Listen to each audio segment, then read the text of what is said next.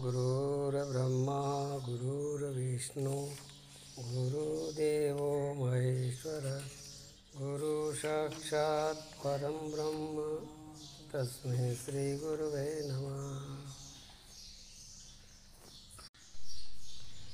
गुरु भक्ति की महिमा बड़ी अप्रबल है। शास्त्रों में इसका वर्णन आता है। तो कल आपने जो विवेकानंद जी की गुरु भक्ति की बात सुनी थी, आज आपके सामने आचार्य शंकर की गुरु भक्ति और ब्रह्मनिष्ठा तत्वनिष्ठा उसके बारे में। श्रीमद आदि जगत गुरु शंकराचार्य बिल्कुल अल्प अवस्था में ही बड़े बड़े भाष्य समेत शास्त्रों के प्रांगत हो गए थे। बड़े विद्वान थे वो तो, बहुत छोटी उम्र के अंदर तो कितने शास्त्र उन्होंने नए लिख दिए थे। फलस्वरूप उनके मन में वैराग्य उत्पन्न हो गया था। उनके हृदय में प्राणी मात्र के कल्याण की भावना तब से ही प्रबल थी जब उन्होंने होश संभाला। माँ की आज्ञा लेकर के बाल्यावस्था में ही उन्होंने संन्यास ले लिया था और आत्मज्ञान प्राप्ति करने के लिए सदगुरु की खोज में घर से पैदल निकल पड़े। उन्होंने मन में आया कि गुरु के बिना तो भक्ति सफल होती नहीं है, गुरु के बिना ज्ञान तो होता ही नहीं। तो गुरु की खोज में वो घर छोड़ करके बाहर पैदल निकले। उसमें पैदल चलते थे। केरल प्रदेश में चलते चलते 2 महीना तक के बाद में नर्मदा के किनारे ओंकारनाथ पहुँचे। ओंकारनाथ बड़ा तीर्थ है, भगवान शिव का स्थान है, ओंकारेश्वर। वहाँ पहुँचे पैदल। वहाँ पता चला कि ये गुफा में कोई महायोगी सैकड़ों वर्षों से समाधि स्थित बैठे हैं। इस परिपक्व जिज्ञासु का हृदय आनंद से प्रफुल्लित हो गया। इधर उधर जहाँ जाते वहाँ पूछते थे कोई अच्छे संत महात्मा का यार दर्शन करा दो, आपको पता हो तो किसी ने कहा कि भाई यहाँ एक कोई गुफा में महात्मा रहते हैं कई वर्षों से। तो उनके मन में इतनी जिज्ञासा जागी। देखो, जिज्ञासा के बिना कोई साधक सिद्ध होता ही नहीं है। ना ऐसी जिज्ञासा जागी, बड़े प्रसन्न हो गए और गुरु के लिए इस बालक की तीव्र जिज्ञासा जान करके वहाँ के वृद्ध सन्यासी ने कहा, हे बालक, तुम धन्य हो, धन्य है तुम्हारी तितिक्षा और गुरु भक्ति। यहाँ पर महायोगी श्रीमान गोविंद पाद आचार्य समाधि स्थिति में कई वर्षों से बैठे हैं। उनका शिष्य फिर कम क्यों होगा भाई? कब से बैठे हैं ये कोई पता नहीं है, कोई जानता नहीं है कि कितना वर्षों से तप कर रहे हैं, कितना वर्षों से समाधि में बैठे हैं। कई पीढ़ियों से लोग बात कर रहे हैं, अभी तो वो जिंदे बैठे हैं। उनके उपदेश पाने की प्रतीक्षा में बैठे हम भी अब वृद्ध हो गए हैं। उससे एक सन्यासी ने कहा कि हम भी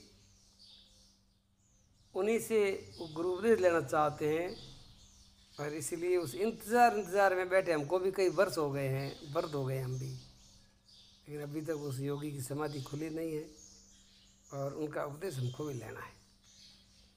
बालक शंकर ने वृद्ध सन्यासी के संकेत के अनुसार दीपक लेकर के उस अंधकार में गुफा में प्रवेश किया। तो मैं अंदर जाता हूँ, दीपक लेकर के वो छोटा सा बच्चा बालक उस गुफा के अंदर प्रवेश हो जाता है। वहाँ एक अति दीर्घ काय लंबी जटा वाले योगी पद्म आसन लगा करके ध्यान अवस्था में बैठे थे।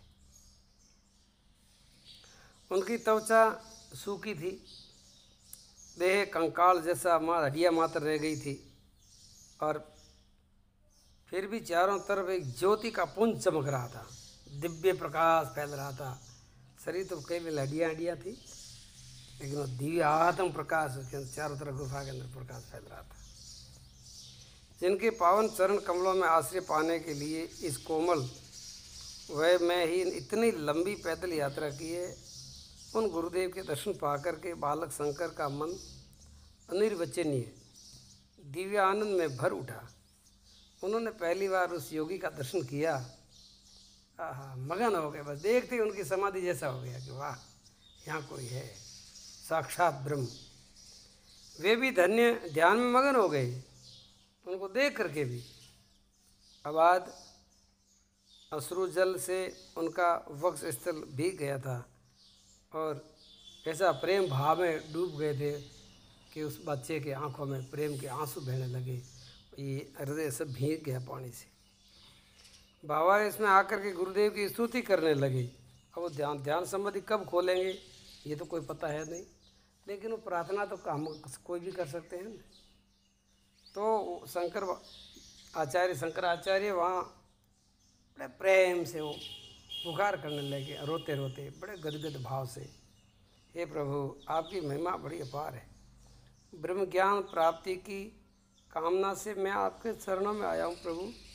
मैं आपसे भिक्षा मांगता हूँ, समाधि भूमि से व्यतीत होकर के इन दीन शिष्य को स्वीकार करें महाराज। मैं आपकी शरण में शिष्य भाव लेकर के आया हूँ, आप हमारे गुरु बन जाइए। इसी प्रकार बालक शंकर की स्तुति से गुफा मुखरित हो उठी। प्रार्थना में इतनी ताकत है तो गुफा भी एकदम अंदर से ही हम चेतन हो गई। माँ योगी के निश्चल निस्पंद देह में प्राणों का स्पंदन होने लगा। सब प्राण वगैरह शांत हो गए थे, लेकिन उस बालक की प्रार्थना से उसके भीतर की प्राणों में कुछ हलचल होने लगी। देखो कहाँ असर करता है प्रार्थना, कहाँ असर करती है। देखो वो योगी के समाधि के अंदर थोड़ा विक्षेप होने लगा कि समाधि आज डगाडोल कैसे हो रही है, प्राण उत्तेजित होने लगा। क्षण भर में उन्होंने एक बहुत लंबी श्वास खींच करके और आँख खोली। कर्म से उनका मन योगी क्रियाओं के द्वारा जीवन भूमि पर उतर आया। बोलो देह भाव में आ गए। पहले देह अतीत थे वो, फिर धीरे धीरे शरीर के होश में आए, आँख खोली। हजारों वर्षों की समाधि एक सच्चे अधिकारी जिज्ञासु बालक में आने से छूट गई। कई वर्षों की समाधि थी वो, लेकिन जब जिज्ञासु कोई आ जाता है ना, खत्म जिज्ञासु आ जाता है ना, तो ऐसे महापुरुष समाधि से भी नीचे आ जाते हैं। ये वार्ता द्रुत गति से चारों तरफ फैल गई। बहुत तेज गति से चारों तरफ वातावरण फैल गया कि आज महात्मा जी योगी जी समाधि खोली है। एक बच्चे ने महात्मा की समाधि खोला दी। दर्शन अभिलाषी नर नारियों का झुंड भीड़ ओंकारेश्वर को तीर्थ में पूरा का पूरा वहाँ भीड़ का वातावरण हो गया। हमको भी दर्शन होगा। सदगुरुदेव श्री गोविंद पाद आचार्य ने बाल सन्यासी शंकर को शिष्य के रूप में ग्रहण कर लिया। कर्मश उनके सिर पर हाथ रख दिया, दिव्य उपदेश दे दिया। सारी दिव्य जी उनकी तपस्या की जितनी ऊर्जा थी, सारी ताकत, आध्यात्मिक शक्ति, भक्ति सारी की सारी उसके अंदर भर दी। हठ योग, राजयोग, ज्ञान योग, लय योग आदि सारे योग का सिद्धांत उनके भीतर प्रवेश हो गया। साधना कर्म के अनुसार अप्रोक्ष अनुभूति के उच्च स्तर में उसे दृढ़ प्रतिष्ठित कर दिया। उपदेश देते देते ही उस शंकर की ऐसी समाधि स्थिति बन गई कि उसके अंदर वो तल्लीन हो गया। समाधि लाभ हो गया तत्काल, तुरंत। अद्वैत वेदांत के आखिरी रहस्यों का उद्घाटन कर दिया। अब उन्होंने आगे जाकर के वेदांत के तो पहले विद्वान तो थे ही, फिर उस स्वरूप ब्रह्म स्वरूप में पहुंच गए। तो ब्रह्म स्वरूप में जब कोई योगी साधक पहुंचता है तो उनको अद्वैत तत्व का अनुभव होता है। अद्वैत तत्व सबसे निराला है, सर्व से परे है। वहाँ कोई माया का लेस नहीं होता है, वो अव्यक्त होता है और अद्वैत होता है। उस स्थिति में जब उनको वो ब्रह्म ज्योति का अनुभव हुआ, परम तत्व का अनुभव हुआ, फिर उन्होंने वो निष्ठा जमा ली। तो अंतिम श्वास तक उस निष्ठा में ही हो रहे, ब्रह्म निष्ठा में ही रहे। इसलिए उन्होंने शास्त्र तो बहुत लिखे हैं, लेकिन मुख्य उद्देश्य उन्होंने क्या था कि ब्रह्म सत्य जगत मिथ्या, ये उनका मुख्य था। उनकी देह में ब्रह्म ज्योति प्रकट हो उठी। वही बालक सन्यासी जगत गुरु शंकराचार्य के नाम से प्रसिद्ध हुए और पूरे भारतीय संस्कृति के अनुपम रत्न हुए। इन महान आचार्य के योगदान जो आज कौन नहीं जानता है। धन्य है ऐसे आचार्य शंकर को और उनकी गुरु भक्ति को और उनके गुरु के प्रति जिज्ञासा को। ऐसी जिज्ञासा जब शिष्य लेता है तो वो वास्तव में आगे जाकर के कोई महान जीवन जीता है और संसार में अनेक जीवों के अंदर वो ब्रह्म ज्योति जगाता है। बोलिए सद्गुरु भगवान की जय हो।